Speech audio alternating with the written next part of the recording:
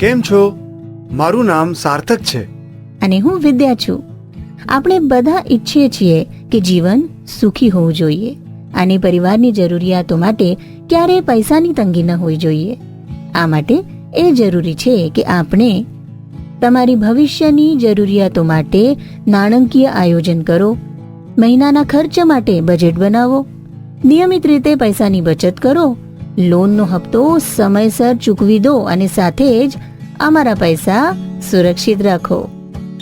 તો આ વિભાગમાં આપણે કેટલીક રસપ્રદ વાતોની મદદથી જાણીએ કે બચત શા માટે જરૂરી છે અને બેંકમાં બચત કરવામાં ફાયદા શું છે.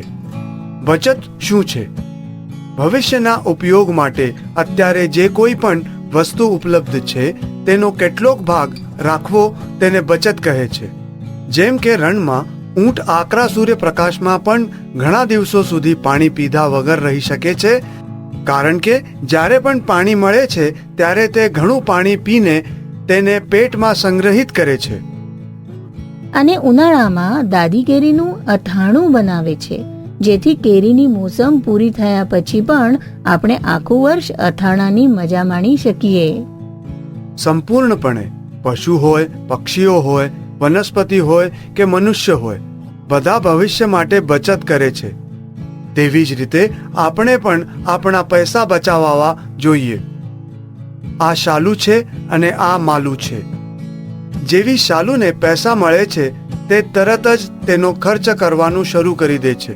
ખોરાક, ઘરનું ભાડું, વીજળી પાણીનું bill, school fee, mobile recharge પર અને મનોરંજન શોપિંગ વગેરે પર.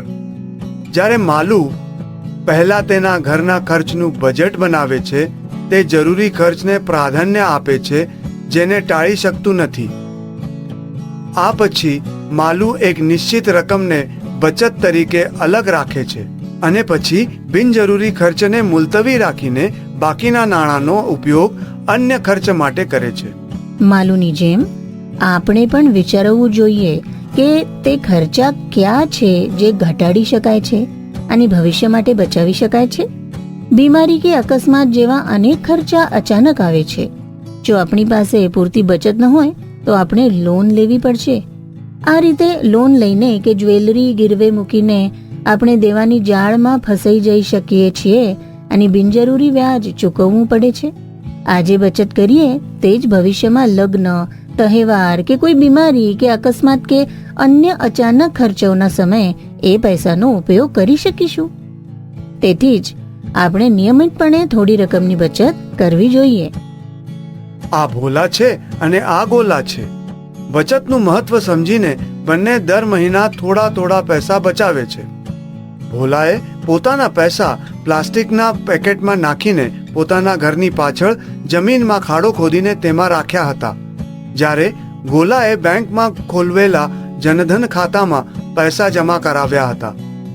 કમનસીબે આ વર્ષે વરસાદની ઋતુમાં પૂર આવ્યું હતું અને ગામના દરેકને વધુ ઊંચાઈએ સલામત સ્થળો પર સ્થળાંતર કરવું પડ્યું હતું.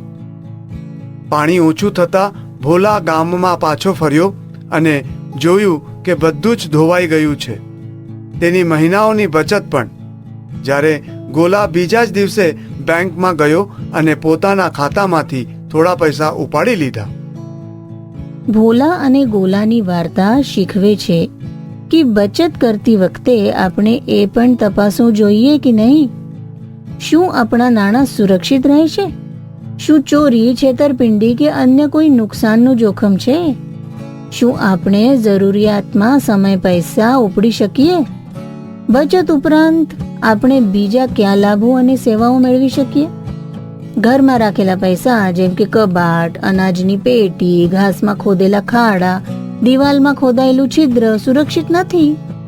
હંમેશા ઉધઈનો ઉપદ્રવ, ઉંદરોનો ખાવાનું, આગ લાગવાનું અથવા પાણીને નુકસાન થવાનું જોખમ રહેલું છે. સાથે જ જ્યાં પૈસા પાછા મળવાની કોઈ ગેરંટી નથી ત્યાં પુરાવા વગર બચત કરવા માટે આપણે આપણી મહેનતની કમાણી કોઈને પણ ના આપવી જોઈએ. બચત હંમેશા એવી સુરક્ષિત જગ્યાએ રાખવી જોઈએ જ્યાંથી તે ચોરી ન થાય, ખરાબ ન થાય અને કોઈ ફ્રોડ કે નુકસાન ન થાય. એના માટે આપણે હંમેશા સુરક્ષિત જગ્યાએ એટલે કે બેંક, કે પોસ્ટ ઓફિસમાં પૈસા રાખવા જોઈએ.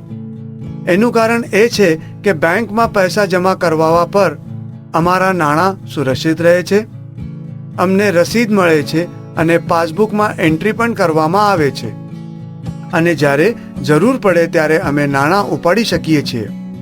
અથવા તો રોકડ ઉપાડ્યા વિના આપણે ઓનલાઈન બેન્કિંગ, ડેબિટ કાર્ડ કે મોબાઈલ દ્વારા ડિજિટલ પેમેન્ટ વગેરે પણ કરી શકીએ છીએ. પણ બેંકમાં પૈસા જમા કરાવવાથી વ્યાજ મળે છે, એટલે કે બેંક એકાઉન્ટમાં જમા થયેલા આપણા પૈસા સમયથી સાથે વધતા જ રહે છે. નિયમિત ટ્રાન્ઝેક્શન કરીને આપણું બેંક એકાઉન્ટ એક્ટિવ રાખીને આપણે અન્ય બેંક સેવાઓ અને સરકારી યોજનાઓનો લાભ પણ મેળવી શકીએ છીએ. સંપૂર્ણપણે. સારાંશ માટે આ ભાગમાં આપણે આનું મહત્વ શીખ્યા. મહિનાના ખર્ચા માટે બજેટ બનાવવું, બિનજરૂરી ખર્ચા દૂર કરવા, નિયમિત બચત કરવી, બેંકમાં જમા કરવીને નાણાં સુરક્ષિત રાખવા, બેંક ખાતાને સક્રિય રાખવું, વિવિધ બેંક સેવાઓ અને સરકારી યોજનાઓનો લાભ લેવો. આ સાથે ચાલો આ ભાગને સમાપ્ત કરીએ. નમસ્કાર. નમસ્કાર.